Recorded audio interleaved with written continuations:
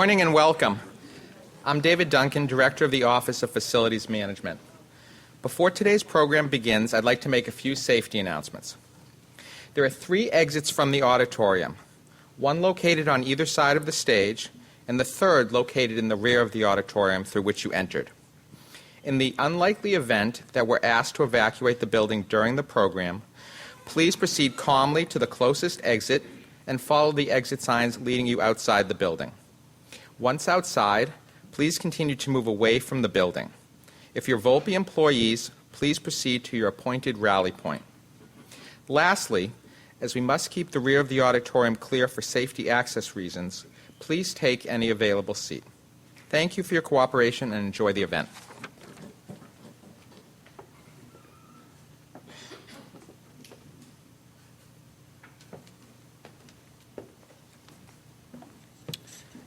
Well, welcome. I'm Bob Johns, Director of Volpe. We have a great audience here, and I know we also have people online on the web. We're going to have a great panel meeting discussion today, and I really want to congratulate Gina Filosa and her working group of leaders, just continuing a strong tradition of a federal women's program in Volpe.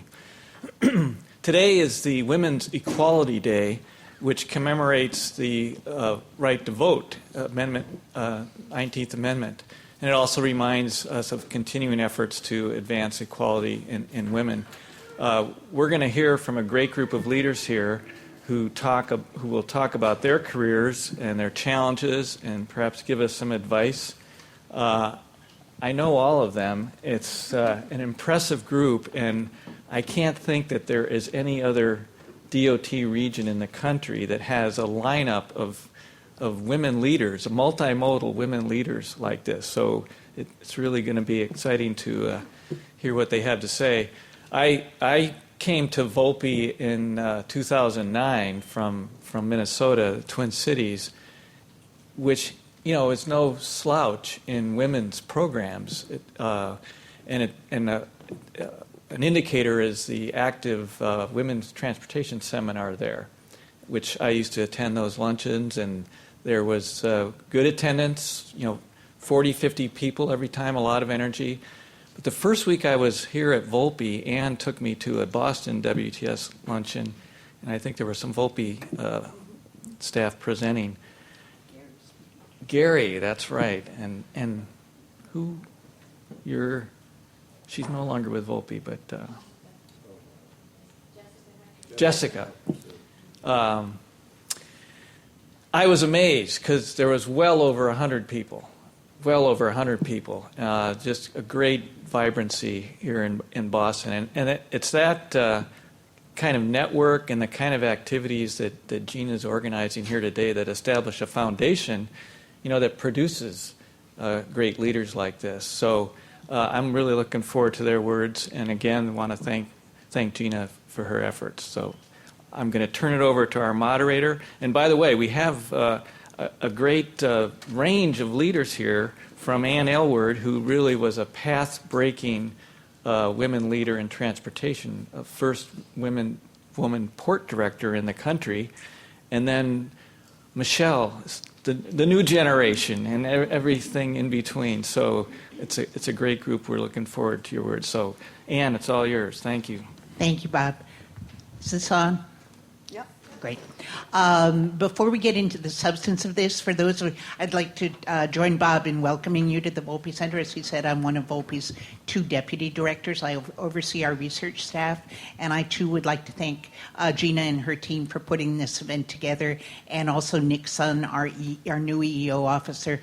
Nick has given tremendous support to Gina as she's done this. As we were talking about how to celebrate this day, we were kicking some ideas around, and I said, Gina, we're probably the only region in the country where the senior management in every mode are women, and so that's where her idea started, and she's done a great job. For those of you on the Volpe staff, before we talk substance, to the really mundane, please sign in for training credit. If you didn't sign in, sign out.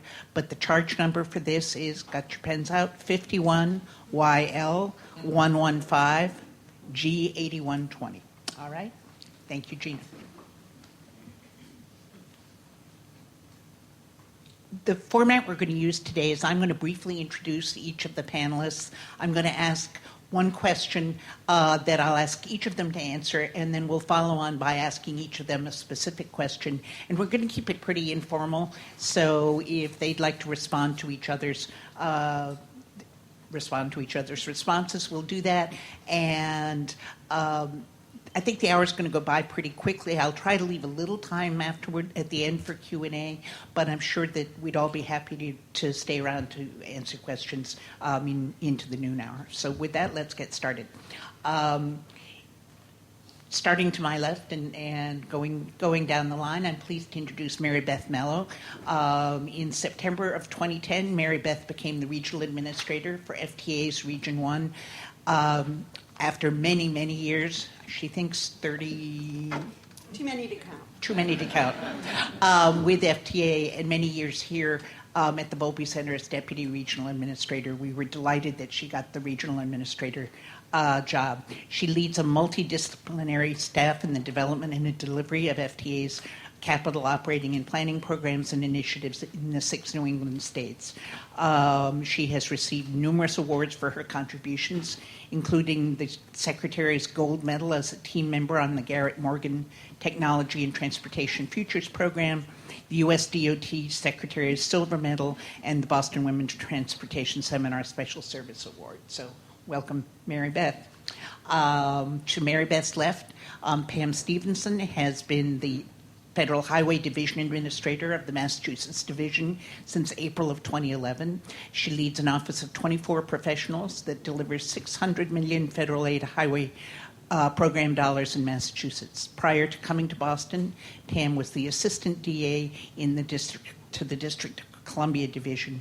She began her career in New Jersey state government, worked in the private sector before joining Federal Highway in 1995. So her career has been local, federal, and private sector. She, too, is the recipient of numerous awards during her career with Federal Highway, including the Secretary's Partnering for Excellence Award, Federal Highway Strive for Excellence Award, Excellence in Teamwork, and the Administrator's Superior Achievement Award. We do not have low achievers here today. Amy Corbett has been Regional Administrator for the FAA New England region since August of 2002. The New England region covers 160,000 square miles of airspace, maintains 68 facilities, and employs approximately 1,700 employees.